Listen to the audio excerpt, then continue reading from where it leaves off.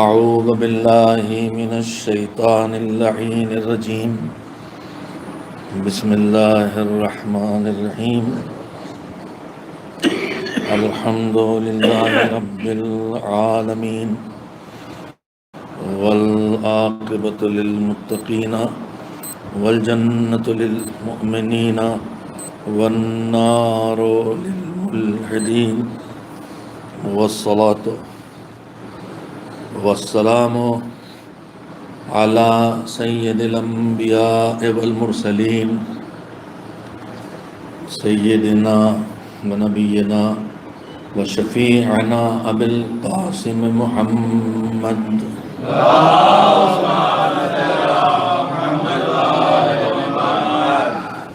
وآله الطيبين الطاهرين المعصومين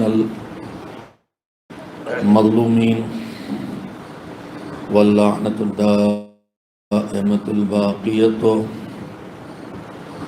على أعدائهم أجمعين من الآن إلى يوم الدين. أما بعد،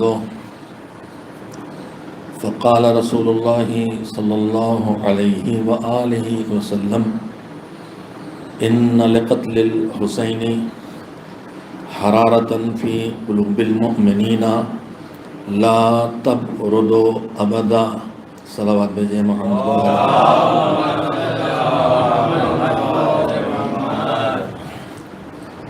آج ہمارے 11ویں امام اور ہمارے زمانے کے ولی کے والد گرامی فرزند رسول حضرت امام حسن عسکری علیہ السلام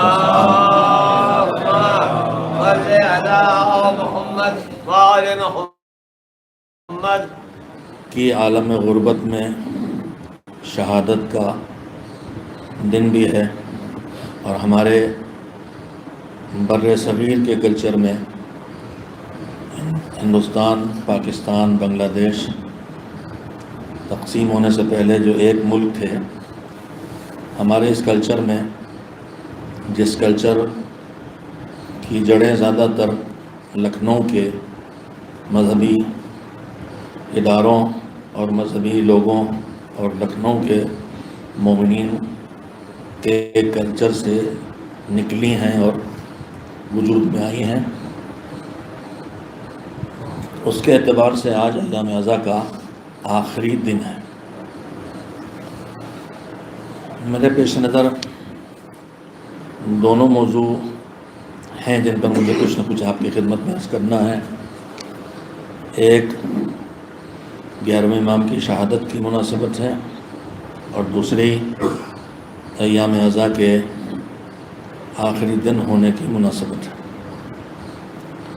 میں نے حدیث پیغمبر اکرم حضرت محمد مصطفیٰ صلی اللہ علیہ وسلم کو آپ کی خدمت میں پیش کیا ہے، جس میں حضور نے ایک پیشین گوئی کی ہے اور مستقبل کی ایک خبر دی ہے. دنیا میں جب کسی کی سچائی کو پرکھا جاتا ہے اور اس کے علم کے دعووں کو سمجھا جاتا ہے، تو ان میں ایک راستہ یہ بھی ہوتا ہے اپنے علم، اپنی معرفت، اپنی شناخت کی بنیاد پر آدمی پیشین گوئیاں کرتا ہے. لیکن ہم آپ تجربے کی بنیاد پر پیشین گوئیاں کرتے ہیں یا ناقص علوم کی مدد لے کے، علم نجوم، پامسٹری، ہاتھوں کی ریخیں، پیشانی، کبھی کبھی وہم و رسومات ہی کو پیشین گوئی کا جڑ بنا لیا جاتا ہے. کوا بولا کہ تو کہنے لگے کہ مہمان آئے گا، بلی راستہ کاٹ گئی تو پیشین گوئی کر دی آج کوئی نہ کوئی حادثہ ہوگا. یہ تو بالکل لغویات ہیں. لیکن جتنی پیشین گوئیاں قدر درست بھی ہوتی ہیں، ان کی بنیاد میں جو علم ہیں وہ علوم یا تو وہ ہیں جن سے انسان یقین تک نہیں پہنچتا، علم کا کام ہوتا ہے یقین تک پہنچانا، لیکن وہ علوم جو ان پیشین گوئیوں میں لوگ کام لیتے ہیں، علم نجوم، علم حیات، چاند تاروں کا علم، ہاتھوں کی ریکھوں کا علم، مختلف علوم ہیں جن سے پیشین گوئیاں کی جاتی ہیں کہ مثلا تمہیں 2 بچے ہوں گے، اور جو بھی عام طور پر پیشین گوئیاں کرنے والے علم والے نہیں ہوتے، تجربے والے ہوتے ہیں، اور آپ کے پاس آپ جب ان کے پاس پہنچتے ہیں، آپ جیسے سمجھدار نہیں پہنچتے، لیکن میری آواز اگر یہ آن لائن ہے یا بعد میں جائے گا تو جن تک پہنچ رہی ہے اس میں میری بہنیں بھی شامل ہوں گی، وہ بہت جلدی پہنچ جاتی ہیں ہاتھ دکھانے، فال کھلوانے۔ تو یہ فال وال تو بالکل ہی فرضی چیز ہے، شریعت میں اس کا کوئی وجود ہے ہی نہیں، چاہے جس مقدس نام سے اس کو کہا جائے۔ صرف قرآن کریم سے تفاعل، یعنی قرآن کریم سے فال نکالنا، لیکن اس فال نکالنے کے وہ سب تدبیریں نہیں ہیں جو کٹملے اور ملا اور جادو ٹونے والے کرتے ہیں۔ قرآن مجید سے تفاعل کا مطلب ہے، فال نکالنے کا مطلب یہ ہے کہ کچھ معصومین سے دعائیں موصول ہوئی ہیں، ان دعا کو پڑھ کے آدمی پھر کہتا ہے کہ پروردگار میں تجھ سے خیر چاہتا ہوں، اور جو تیرے علم کے غیب کے خزانے میں چھپا ہے جو میرے حق میں ہو مجھے اس تک پہنچا دے، اور پھر قرآن کریم کو کھول کے جیسے ہدایت ہے اس کے مطابق آیت دیکھتا ہے۔ عموماً داہنے صفحے کی پہلی آیت پڑھی جاتی ہے، پھر اس سے مطلب سمجھتا ہے۔ تو قرآن سے فال نکالنے کے لیے بہت علم چاہیے، اتنا کہ قرآن کی آیتوں کا مطلب جانتا ہو، پھر مطلب جاننا اور ہے، پھر اس کو حالات پہ منطبق کرنا اور ہے۔ پہلی غلطی مطلب نکالنے میں ہو سکتی ہے، دوسری غلطی منطبق کرنے میں ہو سکتی ہے۔ تو اگر آپ نے استخارہ کرایا، جسے آپ استخارہ کہتے ہیں، اگر استخارہ کرایا بھی ہو اور وہ آپ کے لگے کہ آپ کو سوٹیبل نہیں ہے، تو استخارے پہ اعتماد ہٹانے کی ضرورت نہیں ہے۔ یہ دیکھنے کی بات ہے کہ جس سے ہم نے کرایا تھا اس میں اتنا علم تھا کہ آیت سمجھے، اور اتنا معرفت تھی اور اتنا تجربہ تھا اور اتنی روحانیت تھی کہ اس سے حالات کے مطابق فیصلہ نکالے۔ مگر یہ بھی زوائد یقین تک نہیں پہنچاتا، گمان تک پہنچاتا ہے۔ لکھنؤ والے تشریف فرما ہے، گمان اور ظن، زو سے ظن، زے سے ظن جو ہے وہ بدگمانی زیادہ ہے، زے سے ظن عورت کو کہتے ہیں فارسی میں، آپ سبھی جانتے ہیں، تو وہاں گمان سے زیادہ شک ہے وہاں۔ زو سے ظن کا مطلب ہے گمان، گمان کا مطلب یہ ہے کہ ابو 50% اور انڈر 95%، 95% سے آگے اگر کہیں پہنچتے ہیں تو حد اطمینان کہلانے لگتی ہے۔ اگر 96-97% ہمیں کسی بات کے اوپر بالکل بھروسہ ہے تو اطمینان ہے، اور اگر 100% ہے تو پھر یقین ہے۔ تو میں عرض کر رہا تھا کہ پیشین گوئی جو کی جاتی ہے، کچھ تو ان میں جھوٹی چیزیں ہیں جن کی مدد لی جاتی ہے، دھوکہ ہوتا ہے، کچھ نہیں ہوتا، اور آپ بڑی جلدی گرویدہ ہو جاتے ہیں، اس لیے کہ جاتے ہی چند باتیں آپ کے ماضی کی جڑی بتاتا ہے، لیکن وہ جو بتاتا ہے علم سے نہیں بتاتا ہے، وہ ذہین اور تجربے کار انسان ہے، وہ ڈھونڈ کے رکھتا ہے کہ ہم جس کمیونٹی میں ہیں اس وقت، جہاں بیٹھے ہیں، وہاں کامن مشکلات اس لوگوں کی کیا ہیں۔ اب آپس کے خاندانی جھگڑے اگر ہر گھر میں ہیں تو کہے گا آپ گھر کے اندر کی الجھنوں سے پریشان ہیں، 90% صحیح ہے۔ اگر روزی، ہم سب روزی کے چلے، آپ دیکھیں آپ کا پرابلم جو ہے وہ روزی سے جڑی ہوئی، اب وہ ایسی کامن چیزیں آپ کو بتائے گا اور آپ اس پر ایمان لاتے چلے جائیں گے، اور پھر وہ آپ سے کمانے کا دھندا کرے گا، گمراہ کرنے کا آپ کے خلاف کسی نے عمل کر دیا ہے۔ اب یہ عمل کر دیا ہے، جیسے ہی ذہنوں میں آتا، ہماری بہنیں، ہماری بیٹیاں، اگر ایک آدھ ہمارے بزرگ ایسی بچی ہیں جنہیں میں ماں کہہ سکوں، تو وہ سنیں کہ جیسے ہی وہ کہتا کسی نے آپ کے خلاف کیا ہے، آپ اس کسی کو گھر کے اندر نہ جانے کہاں کہاں سوچتی ہیں، اور آپ کی بدگمانی ہر مومن تک، مومنہ تک جانے لگتی ہے۔ آپ اس فال والے کے یہاں سے سوائے کنبے کے اندر بدگمانیاں لانے کے اور کچھ لے کے نہیں آتی ہیں، اور یہی بدگمانیاں آپ کے ہاتھ سے میں کہہ رہا ہوں بیویوں سے جو اپنے شوہروں کے سلسلے میں ہر قدم پہ الٹی بدگمانی کرتی ہے۔ اچھا اگر آپ کا شوہر اکیلا آپ ہی پہ نظر نہیں رکھتا، کہیں ادھر ادھر نظر ڈالتا ہے، تو آپ اس سے محبت کر کے اس کو اپنی طرف کھینچ لائیے، نہ کہ اس سے لڑ کے آپ روک سکیں گے، آپ لڑ کے نہیں روک سکیں گے۔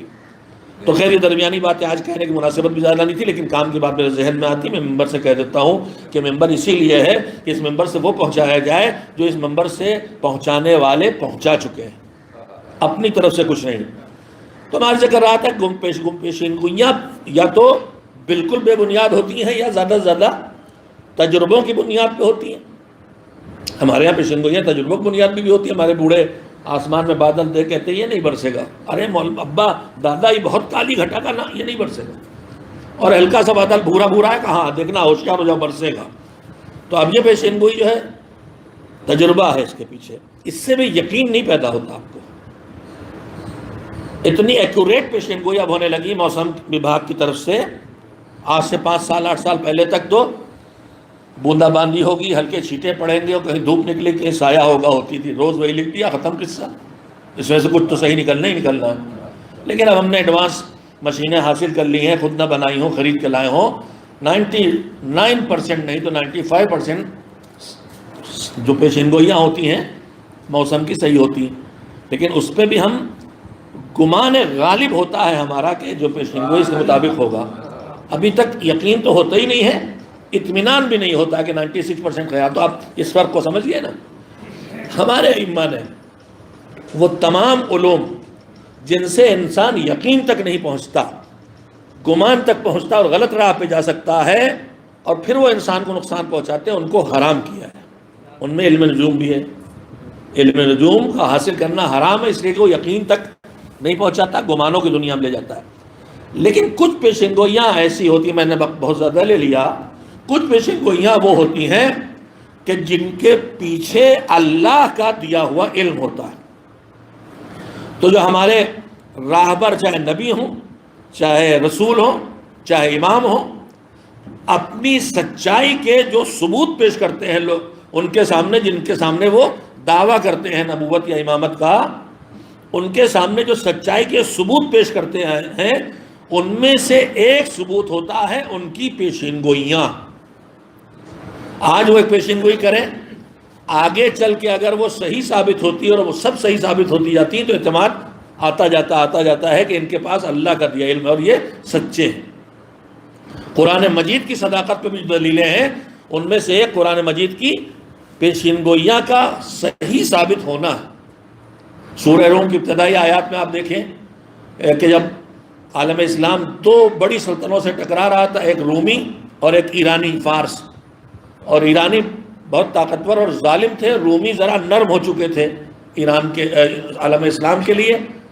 وہ فارس، ایران جو موجودہ ہے بہت بڑا حصہ ہے، یہ ملک ہے ایران، وہ فارس کا بہت بڑا علاقہ تھا، عراق افغانستان نہ جانے کتنا حصہ شامل تھا۔ دوسرا روم تھا یعنی یوروپ، اس میں روم کمزور پڑ گئے جو عیسائی تھے، اور یہ مجوسی تھے، آتش پرست تھے، یہ طاقتور ہوئے، تو مسلمان مایوس ہونے لگے کہ یہ تو جو ہمارا ساتھ دے رہے تو کمزور ہو گئے۔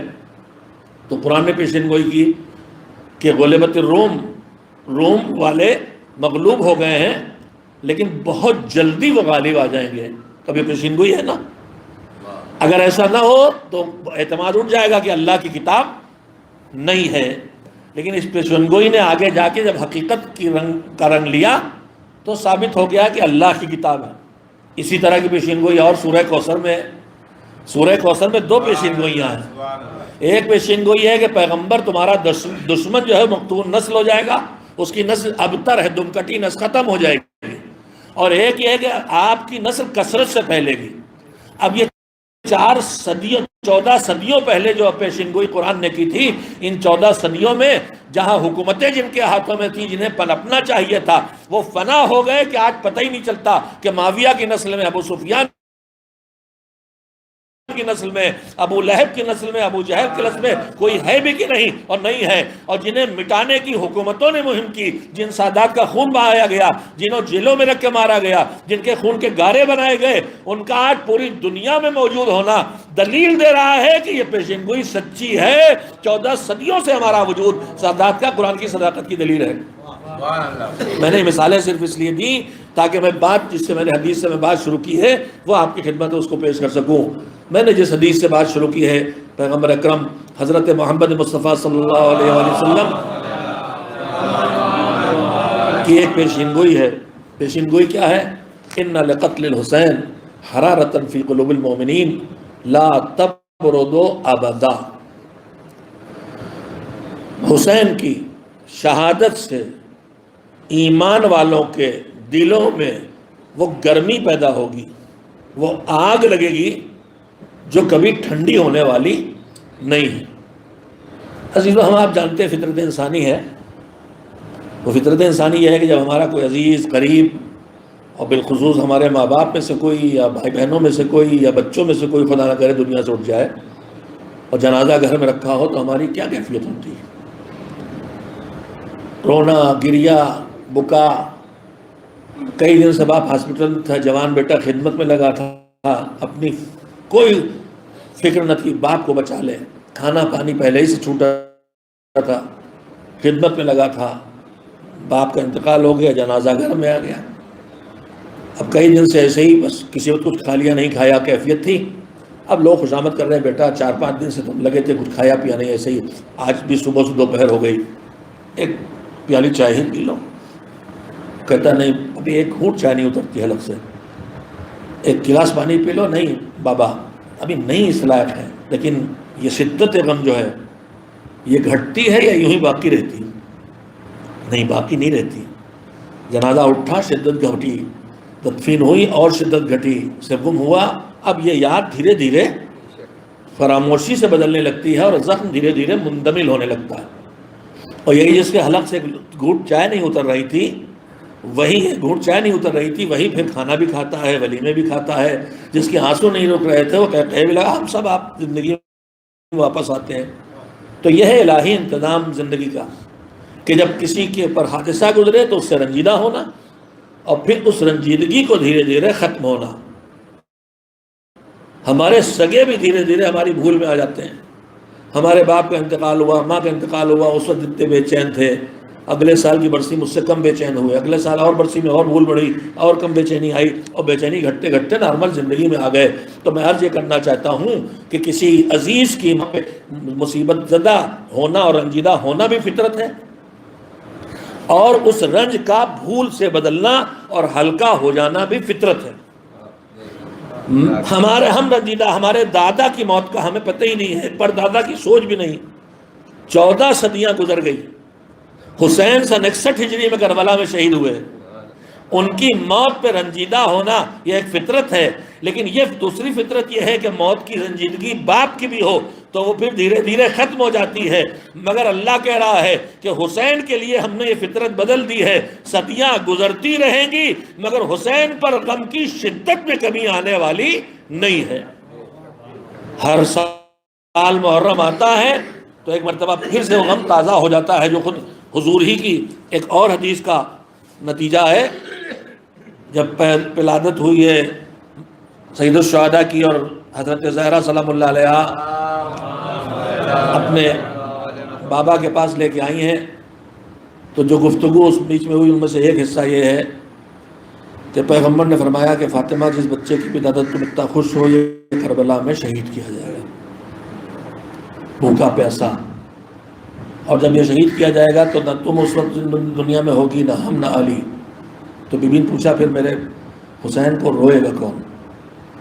تو جواب دیا پیغمبر نے کہ یا فاطمہ ان نساء امتی یبکین علی نساء اہل بیتی ورجالہم یبکون علی نساء رجال اہل بیتنا۔ اے فاطمہ، جو میری امت ہے، الگ سے کسی قوم کا تذکرہ نہیں ہے، یہ جو میری امت ہے اسی امت کی عورتیں ہماری عورتوں پہ روئیں گی اور اسی امت کے مرد ہمارے مردوں پہ روئیں گے۔ میں حدیث سنا رہا ہوں، کلمات بھی دہرا رہا ہوں اور یہ مسلسل کر رہا ہوں، کہیں سے کسی قوم کے الگ سے عزاداری کے لیے خلقت کی بات نہیں ہے۔ یہی امت والے کون ہیں؟ جو توحید سے قیامت تک کے قائل ہیں، اور جو نماز، روزہ، حج، زکوٰۃ، خمس، جہاد، امر بالمعروف، نہی عن المنکر، تولی، تبرع، ان کے فروع دین میں ہونے کے قائل ہیں۔ تو جو دین کے قبول کرنے والے ہیں وہی تو امتی ہیں۔ ایک ہمارے درمیان ایک کہاں سے بیج ڈالا گیا ہے، دشمنان ازا کی طرف سے، یا دشمنان انسانیت کی طرف سے، یا دشمنان اسلام کی طرف سے، ہمارے درمیان ایک بات بہت رائج ہو گئی ہے کہ ہم تو زہرا کی دعا عزادار، اور اس میں اردو میں پڑھا جاتا ہے، یہی روایت جو میں پڑھ رہا ہوں عربی میں، یہی اردو میں اس کا مطلب پڑھا جاتا ہے کہ پیغمبر نے فرمایا اللہ ایک قوم خلق کرے گا۔ میرے عزیزوں، میری عمر 64 سال ہے، مجھے کم از کم 20 سال ہو گئے ہوں گے ڈھونڈتے ہوئے کہ یہ جو پڑھا جاتا ہے اردو میں اس کی عربی کیا ہے اور روایت کے اصلی الفاظ کیا ہیں، اور مجھے 1 سال پہلے وہ کلمات ملے ہیں جو اس روایت ملی جس سے مطلب بیان کیا جاتا ہے۔ اویس سستانی کے ذریعے نگرانی جو علمی گروپ ہیں، ان گروپس میں ایک گروپ ہی ہے جو جس کا کام صرف عقائد سے جڑے سوالات کا جواب دینا ہے۔ اس میں بھی کسی افریقہ کی خاتون نے پوچھا تھا، اس میں انہوں یہی تھا کہ اللہ قوم پیدا کرے جو ان پہ روئے گی، تو ان کا ہم نے پوری طرح ڈھونڈ ڈالا۔ ہمیں جو روایت ملی ہے بہار کی 23ویں جلد کی یہی روایت ہے جو میں نے آپ کے سامنے ابھی پڑھی۔ توجہ دے جو عرض کرنا چاہتا ہوں، میرے عزیزوں، ہمارے درمیان نہ جانے کہاں سے کس نے کہ فکر ڈال دی کہ اب یہ کہنے لگے ہم کیا ہے، ہمارے کچھ جوان کہ ہم تو بس حسین کی عزا کے لیے خلق ہوئے ہیں، ہم سے نماز سے کیا مطلب؟ اللہ نے جو خلق کیا وما خلقت الجن والانس الا لیعبدون، اللہ نے انسان اور جنوں کو پیدا کیا اپنی عبادت کے لیے، مگر ایک نظریہ آ گیا کہ باقی سارے انسان عبادت کے لیے پیدا ہوئے اور ہم حسین کی عزا کے لیے۔ تو پہلی بات تو عرض کرنا چاہتا ہوں کہ جس چیز کا اعلان قرآن کی آیت میں ہو چکا ہو اس کے سامنے کوئی روایت لا کے کھڑی نہیں کی جا سکتی، اس لیے کہ آیت ہو کلام پروردگار، اس کا یقین ہے، لیکن روایتوں میں صحیح روایتیں بھی ہیں، گڑھی ہوئی روایتیں بھی ہیں۔ تو جس حکم کو قرآن کہہ چکا کہ سب کو عبادت کے لیے بنایا، اور پھر جو کہتے ہیں سب عبادت کریں گے ہم عزاداری کے لیے، تو کیا بھائی عزاداری عبادت نہیں ہے آپ کی نگاہوں میں؟ عزاداری بھی تو عبادت کا حصہ ہے، فروع دین میں سے شامل ہے، ولایت و امامت کے عقیدے کا نتیجہ ہے عزاداری۔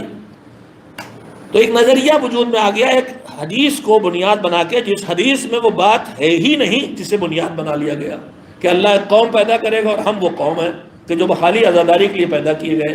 اب میں ایک بات اور بھی کہنا چاہتا ہوں، اگر آپ خالی عزاداری کے لیے پیدا کیے گئے ہیں تو نہ 9 ربیع الاول کو محفل کیجئے، نہ 18 ذی الحجہ کو، آپ تو خالی عزاداری کے لیے پیدا ہوئے نا۔ یہی کہتے ہیں نا، آپ تو عید کے دن بھی 10واں منانے جاتے ہیں مولا علی کا، تو عید کے دن 10واں منانے آ جاتے ہیں، تو پھر 18 ذی الحجہ کو 10واں کیوں نہیں مناتے؟ جناب مسلم کی شہادت اور ان سے پہلے بھی کئی شہادتیں ہیں، تو 18 ذی الحجہ کو عید کیسے منانے لگتے ہیں؟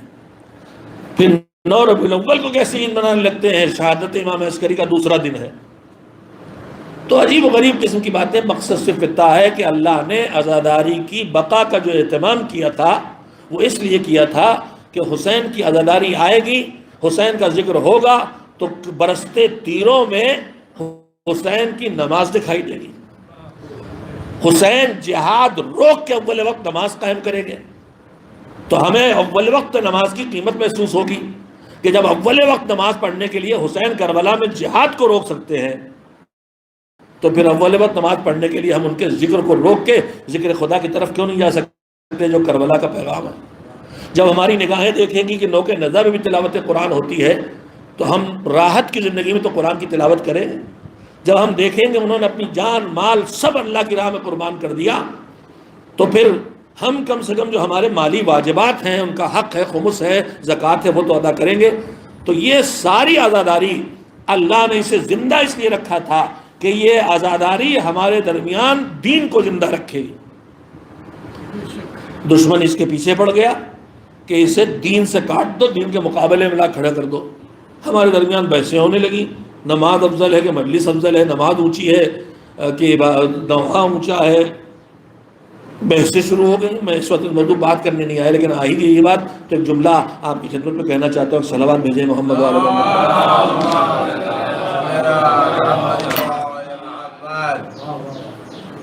ہم نے کہا چلیے، ایک صاحب ایسی مجھ سے بحث کر رہے، بہت پرانی بات ہے، ایسی یو پی کے ایک شہر کی۔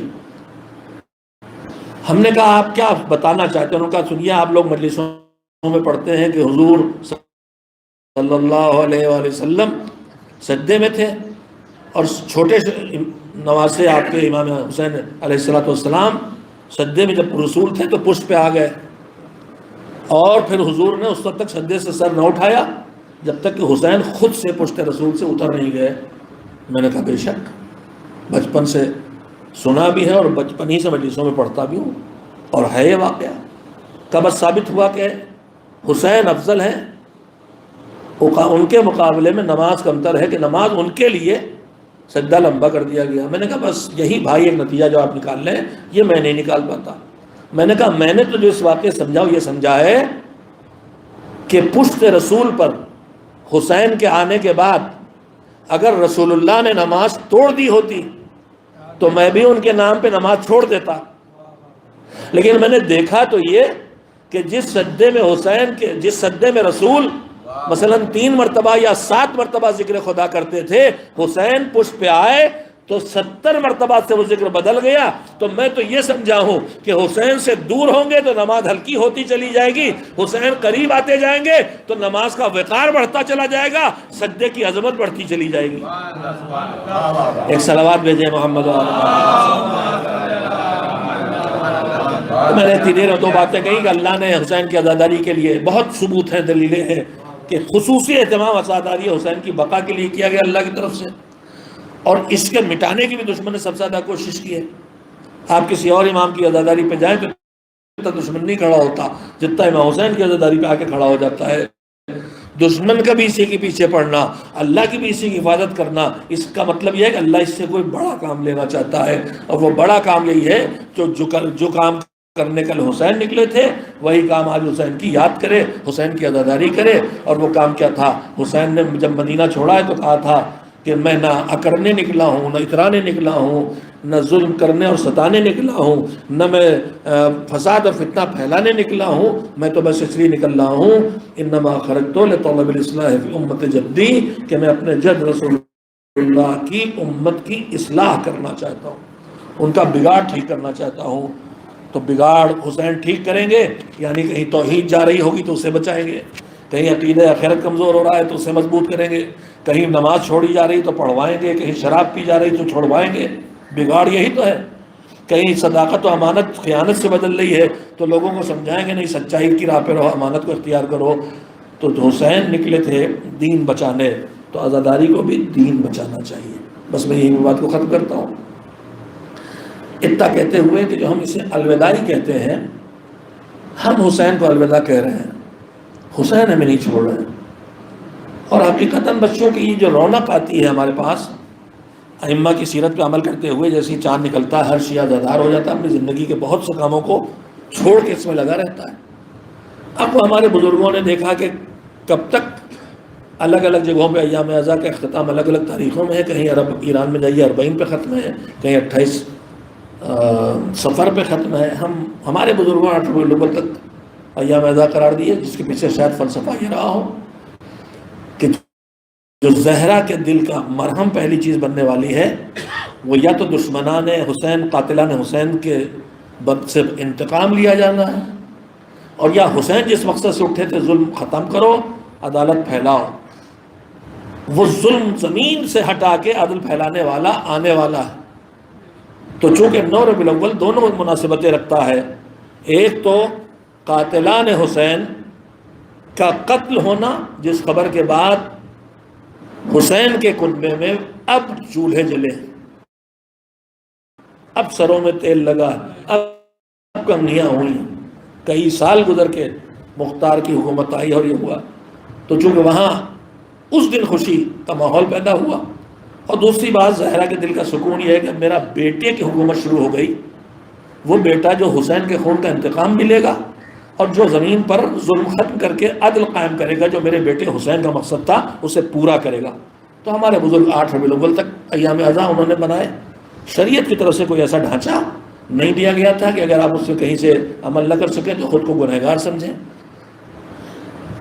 اور جس کی جتنی محبت ہے اتنا ہی وقت عزاداری پہ لگاتا ہے۔ یہ بر صغیر کی ولایت اور محبت کو پوری دنیا کے شیعہ مانتے ہیں۔ تم لوگ جتنا مولائی اور محبت رکھتے ہو، ہم جس طرح زندگی چھوڑتے ہیں، ہم جس طرح غم مناتے ہیں، اور کہیں دیکھنے کو نہیں ملتا، واقعی نہیں ملتا۔ تو یہ دوسری وجہ تھی کہ حسین کو الوداع نہ کہیے۔ ٹھیک ہے، ہم اپنے گھر میں جو سجایا تھا علم، تادیہ، تابوت، فرشادہ وہ سمیٹ دیں گے، لیکن حسین رخصت نہیں ہو رہے ہیں۔ مذہب نے یہ کہا ہی نہیں ہے، اللہ تو یہ چاہتا ہے کہ تمہاری زندگی میں حسین ہر وقت رچے بسے رہیں۔ کسی معصوم کے لیے حکم نہیں ملے گا سوائے حسین کے کہ جب بھی پانی پیو تو اپنے حسین کو یاد کرو۔ اب آدمی دن بھر میں کتنی بار پانی پیے گا، تو کتنی مرتبہ حسین کو یاد کر کے ان پہ صلوات بھیجے گا، اور کتنی مرتبہ دشمنان حسین کی یاد آئے گی تو ان کو لعنت دے گا۔ یعنی اس کے اندر دونوں جذبے رہیں گے، حق کی حمایت کا جذبہ اور باطل کی مخالفت کا جذبہ۔ یہ خالی زبان سے کہنے کی چیزیں نہیں ہیں، یہ عمل سے کرنے کی چیزیں ہیں جو زبان سے کہہ کے عمل کی شکل میں لائی جانا ہے۔ زندگی کو حسین سے جوڑ دیا، حسین ہر وقت ہمارے درمیان رہیں، اللہ یہ چاہتا ہے۔ یہ نہیں کہ 8 ربیع الاول کو حسین پہ رو لیے، اب ان سے الوداع کہہ کے چلے آئے، اور اب 9 ربیع الاول کو ہماری زندگی بغیر حسین کے ہو گئی۔ نہیں، ایک تو حسین وقت زمانے کے امام ہر وقت موجود ہے، اور پھر یہ حسین بھی ہماری زندگی سے جانے والوں میں نہیں ہے۔ یہ وہ کریم مولا ہے جو ہمارے پاس ہیں، اور جب تک ہم انہیں چاہیں تب تک ہمارے پاس رہیں گے۔ ہم جس دن یاد کریں، جب یاد کریں، تب ان کی مہربانیاں ہمارے شامل حال ہوتی ہیں۔ تو یہ تصور ذہن سے نکال دینا چاہیے کہ حسین خدا حافظ، اس کو بدل دیجئے اس تصور سے کہ لبیک یا حسین۔ جب آپ کہیں گے، جو آپ کہیں گے، جو آپ کا مذہب کہے گا وہی ہم کریں گے، اور وہ یہ نہیں کہ 2 مہینے 8 دن، پورے سال ساری زندگی وہی کریں گے۔ یہ گزارش تھی، دوسری گزارش وقت بہت ہو گیا، لیکن اب میں 8ویں امام کی مناسبت سے بھی کچھ کہنا ضروری ہے۔ صلوات بھیجیں محمد 10ویں امام، 8ویں ربیع الاول ہے، 11ویں امام کی مناسبت سے ائمہ طاہرین میں جو آخری دور کے ائمہ ہیں، 9ویں امام سے 8ویں امام سے، بلکہ آپ دیکھیں گے ان کی عمریں بہت کم ہوئیں، کم عمری میں شہید ہوئے۔ 48 سال، 28 سال، 25 سال۔ ہمارے 11ویں امام 28 سال کی عمر میں شہید ہوئے، 9ویں امام 25 سال کی عمر میں، 10ویں امام جہاں تک میری یادداشت صحیح ہے 47 سے 48 سال۔ اس سے پہلے 55 سال، 57 سال، 58 سال، 63 سال، 65 سال کی عمریں۔ اس کا مطلب وہ دباؤ جو حکومتوں کی طرف سے ہوتا تھا، وہ دباؤ اتنا بڑھا ہے کہ اس سے پہلے حکومتیں ڈرتی تھیں، لہذا انہیں شہید کرتے ہوئے ڈرتے تھے، لہذا انہیں کچھ عمریں زندگیاں مل جاتی تھیں۔ اپنی طبعی زندگی کسی نے بسر نہیں کی۔ ہمارے مراجع آج تھوڑی سی دین کی پابندی کر لیتے ہیں تو 90 سال اور 100 سال جیتے ہیں کہ نہیں جیتے ہمارے فقہا۔ تو ائمہ طاہرین جو پابند دین دشمن ان کے پیچھے نہ پڑا ہوتا تو اللہ نے جو نظام زندگی بتایا اس پر عمل کرنے والے تھے، کتنا جیتے ہم نہیں کہہ سکتے کتنی زندگی ہوتی ان کی۔ چھوٹی عمریں اس لیے دشمن نے جلدی شہید کر ڈالا، مگر ہمارے 11ویں امام نے چھوٹی سی زندگی میں جو کارنامے انجام دیے انہیں میں مختصر صاحب کی خدمت میں ایک ذکر بس کرنا چاہتا ہوں، اور ایک ان کے ارشاد کو پیش کرنا چاہتا ہوں۔ آخری امام کے لیے سب سے بڑا مسئلہ یہ تھا کہ اب 11ویں امام کے لیے کہ اب ہماری شہادت کے بعد قیامت تک کے لیے وہ آ رہا ہے کہ جو میری گود میں ہے۔ سن 55 میں 11ویں امام کی شہادت ہوئی، آخری امام کی ولادت ہوئی، اور سن 60 ہجری میں 11ویں امام کی شہادت ہوئی ہے۔ یعنی 5 سال کے تھے ہمارے مولا جب ان کے بابا امام حسن عسکری شہید ہو گئے۔ ولادت سے پہلے سے دشمن لگ گیا تھا کہ بچہ پیدا ہی نہ ہونے پائے، جیسے فرعون اور جیسے نمرود لگے تھے کہ ابراہیم نہ آنے پائے، موسیٰ نہ آنے پائے۔ اللہ نے ان کی ولادت کا بھی وہی انتظام کیا، بطن مادر میں پلتے رہے، دائیاں آتی رہیں اور پتہ نہ چلا۔ وہ پوری تاریخ ولادت کیا مجلس محفلوں میں سنتے ہیں کہ جناب نرجس کے ولادت کے آثار بھی نہیں تھے، اور 11ویں امام نے پھوپھی کو روک لیا تھا کہ رک جائیے آج بچہ، اور انہوں نے کہا بھی کہ بیٹا یہاں تو کچھ آثار نہیں، کہا آپ رکیے۔ عین وقت آثار پیدا ہوئے اس فجر کے وقت اور امام کی ولادت ہوئی۔ تو اس سے پہلے کنبے کے لوگ بھی نہیں جانتے تھے کہ بچہ ماں کے پیٹ میں پل رہا ہے، پھوپھی تک کو نہیں معلوم تھا، جبکہ وہی سب سے معتبر خاتون تھی اس کنبے میں امام کے بعد۔ حالات ایسے تھے۔ اب امام کی ولادت کا تو دشمنوں کو پتہ ہی نہیں چلا، مگر اس کے باوجود دشمن چھاپے ڈالتا تھا، بار بار گھر میں تلاشی لیتا تھا۔ امام نے اپنے بچے کو وہیں چھپا کے رکھا تھا۔ آپ توجہ دیں کتنی محنت کا کام تھا، کتنا مشکل کام تھا۔ تو اب امام کے 11ویں امام کے ذمہ 2 کام تھے۔ 12ویں امام کو موجودہ حاکم دشمنوں سے بچانا اور ان سے چھپانا۔ گھر کے اندر تک تلاشیاں جاری ہیں اور ان سے چھپانا۔ اور دوسرا کام یہ تھا کہ اسی کے ساتھ ساتھ دشمنوں سے جیسے چھپا کے بچانا ہے، ویسے ہی اگلے امام کو دوستوں کو پہچانوانا بھی ہے۔ توجہ دیں، میں جملہ کہہ رہا ہوں، دشمنوں سے چھپانا ہے اور دوستوں کو پہچانوانا ہے کہ میرے بعد یہ امام ہے، اسے پہچان لو۔ اس لیے کہ انہی کے بھائی آئیں گے، دعویٰ کریں گے، بعد میں ہٹ جائیں، توبہ کر لیں الگ بات ہے، لیکن دعویٰ کریں گے نا۔ تو ان کا کام یہ ہے کہ اب ہمارے بعد جو امام آ رہا ہے اس کو ہم پہچانوا کے جائیں۔ اب آپ خود اندازہ لگائیے کہ ایک طرف اس طرح چھپانا کہ حکومت وقت کو پتہ نہ چلے، اور ایک طرف اس طرح پہچانوانا کہ صدیوں کے بعد ہم پیدا ہوئے، ہم بھی اپنے امام کی معرفت رکھتے ہیں۔ یہ بہت مشکل کام تھا۔ یہ ہمارے 11ویں امام حسن عسکری کا کارنامہ ہے کہ چھپایا ایسے کہ حکومت وقت کے جاسوس بھی پتہ نہ چلا سکے، اور پہچانوایا ایسے کہ آج صدیوں کے بعد بھی ہم اپنے زمانے کے امام کو پہچانتے ہیں۔ ایک صلوات بھیجیں محمد امام زمانہ صلوات۔ بس میں یہیں پہ اپنی گفتگو روکتا ہوں میرے عزیزو۔ شہادت کی اس تاریخ میں ایام عزا کے آخری دن میں 2 مناسبتیں میرے پیش نظر ہیں۔ تھوڑے تھوڑے سے مصائب دونوں حصوں کو سن کے ہم تھوڑی دیر کے لیے رولے۔ ہمارے 11ویں امام 28 سال کی عمر میں اتنا زہر دیا گیا کہ جوانی کے عالم میں بدن اتنا کمزور کہ بستر پر لیٹے ہیں، خود اٹھ کے بیٹھ نہیں سکتے۔ راوی کہتا ہے آپ کے غلام عقید نام ان کا، امام نے ان سے کہا کہ ہماری کنیز ثقیل سے جو نرجس خاتون ہیں، مادر امام کی، مادر امام ہے 12ویں امام کی، کہا غلام سے کہ جاؤ ان سے کہو پانی گرم کر کے مستگی ملا کے ہمیں لا کے دیں۔ لے کے آئیں جب وہ کنیز امام حسن عسکری، والدہ ہیں آخری امام کی، پانی لے کے آئیں، امام نے کٹورا ہاتھ میں لے کے پینا چاہا تو زہر کا اثر اتنا شدید تھا کہ ہاتھ اتنا لرز رہے تھے کہ کٹورا دانتوں سے ٹکرا رہا تھا، پانی نہ پی سکے۔ تو پھر امام نے کہا غلام سے اپنے کہ جاؤ نیچے سرداب میں، تہ خانے میں، وہاں ایک گوشت کھنجرے میں تمہیں ایک بچہ ملے گا، اسے لے آؤ۔ یہ گئے تو ایک 5 سال کا نورانی وجود سجدے میں تھا، انگلی آسمان کی طرف اٹھی ہوئی تھی، شاید فریاد ہو کہ مالک میں یتیم ہونے والا ہوں اور بہت بڑی ذمہ داری مجھ پہ آنے والی ہے۔ نماز پڑھ رہے تھے، امام کی طرف سے پیغام پہنچایا کہ آپ کے بابا یاد کر رہے ہیں۔ امام نے جلدی سے نماز تمام کی، اس وقت تک کب کی مادر گرامی بھی آ گئی، 5 سال کے بیٹے کی انگلی پکڑ کے باپ تک لائیں جو دم توڑنے والا ہے۔ جیسے ہی امام پہنچے تو امام عسکری نے کہا میرے پاس بیٹھ جاؤ، سینے سے لگایا لیٹے لیٹے، اور کہا بیٹا مجھے یہ پانی پلا دو۔ ننھے ہاتھوں سے دم توڑتے ہوئے جوان باپ کو وہ زمانے کے امام نے پانی پلایا، اور تھوڑی دیر کے بعد امام دنیا سے رخصت ہو گئے۔ اور اس ننھے سے امام نے 5 سال کے نماز بھی پڑھائی، کفن بھی دیا، غسل بھی دیا اکیلے، اس لیے کہ کوئی لانا یہاں نہیں ہے، یہ سب مدینے بھیجا، چونکہ کنبے والے اور دشمنوں کو خبر نہیں ہونا۔ میں کہوں گا بڑا مولا بڑا سخت وقت ہے، مگر آپ نے اکیلے ہی صحیح اپنے بابا کا غسل بھی دیا، کفن بھی دیا، نماز بھی پڑھی۔ کربلا میں آپ کے جد حسین کی لاش پڑی ہے اور سامنے سے سید سجاد گزر رہے ہیں، مگر اتنے مجبور ہے کہ ایک مٹھی خاک نہیں ڈال سکتے۔ حضرت اللہ یہ رخ ہے۔ اور پھر آج ایام عزا کا آخری دن ہے، قبر حسینی پہ اربعین کر کے زینب ام کلثوم قافلے کے لے کے مدینے آ چکی۔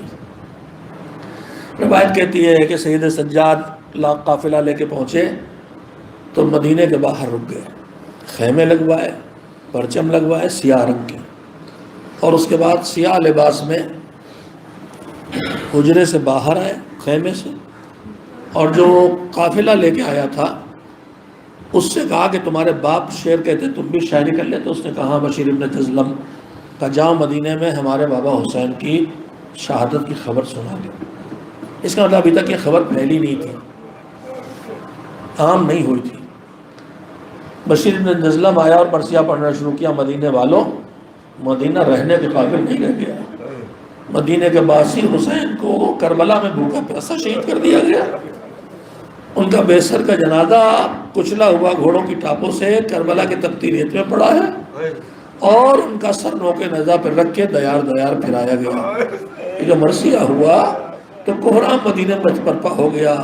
حسین کے اکیلے بھائی جو زندہ بچے ہیں وہ محمد ابن حنفیہ ہیں، محمد حنفیہ ہیں، بیمار تھے، کربلا نہیں جا سکے تھے، بستر پہ پڑے ہیں، چلنا بھی دشوار ہے. جو میمن مدینے بھر سے رونے کی آوازیں بڑے چھوٹے سب کی آئیں تو چونکے اور غلام کو بلایا، یہ شور کیسا ہے؟ کا قافلہ حسین آیا ہے. دیکھیے کسی بیمار کو کسی کی شہادت حادثے کی خبر ایک دم سے نہیں دی جاتی. کا قافلہ حسین آیا ہے. کا قافلہ آیا ہے تو گریا کیوں ہو رہا ہے؟ کا کوفے والوں نے دغا دی، مسلم شہید ہو گئے. کہ اچھا میرا حسین کہاں ہے؟ کہ ان کا کاروان مدینے کے باہر ٹھہرا ہے. کہ مجھے پکڑ کے اٹھا کے بٹھاؤ. اور انہوں نے سواری پر، جو چھوٹے قد کی سواری تھی، اس پہ بٹھایا اور گھر سے جیسے ہی باہر نکلے تو چاروں طرف بیویوں کے نالے شمن کو دیکھ کے انہوں نے ایک آواز دی، مالک میرے کنبے کی خیر ہو، مجھے اپنے گھر میں وہی مصیبت دکھائی دے رہی ہے جو یعقوب کے گھر میں یوسف کے لیے آئی تھی. بے چین ہو کے نکلے، اس طرف پہنچے جہاں سامنے دور خیمے لگے تھے، سیاہ پرچم، سیاہ لباس، سیاہ گریہ و فریاد دیکھ کے محمد نفیہ سب سمجھ گئے. ایک مرتبہ آواز دی، یا حسین یا حسین یا حسین، 3 بار پکارا، گھوڑے سے زمین پر گر پڑے. غلام دوڑتے ہوئے آئے، اپنے چچا کی خبر لی، ادرک امک ادرک امک. سجاد آگے بڑھے، تو یہ سوچ کے آئے ہیں کہ اب پہلا محبت کرنے والا چچا ملے گا، اس سے درد دل کہیں گے، مگر وہ بے ہوش پڑا ہے. آئے، اٹھا کے سر آغوش میں رکھا، آواز دی، آنکھیں کھولی. آنکھیں کھولتے ہی پھر چچا نے کہا، اینا اخی، بیٹا میرا بھیا کہاں ہے؟ اینا قرۃ عینی، میری آنکھوں کی ٹھنڈک کہاں ہے؟ اینا فلزت و کبدی، میرے جگر کا ٹکڑا کہاں ہے؟ سید سجاد نے کہا، چچا کربلا میں شہید ہو گئے، پورا کنبہ شہید ہو گیا. سید سجاد نے گلے میں باہیں ڈالنا چاہی، آہستہ سے ہاتھ ہٹائے. کہا چچا توق پہنے پہنے اتنا زخم گردن پہ آ گیا ہے کہ ہاتھ رکھنے سے بھی تکلیف ہوتی ہے. چچا قیدی بنا کے بازاروں میں پھرایا گیا، پھوپھیوں کو دروالوں میں لے جایا گیا، بابا پیاسا شہید ہو گیا. وَسَيَعْلَمُ الَّذِينَ ظَلَمُوا أَيَّ مُنقَلَبٍ يَنقَلِبُونَ. أَلَا لَعْنَةُ اللَّهِ عَلَى الْقَوْمِ الظَّالِمِينَ.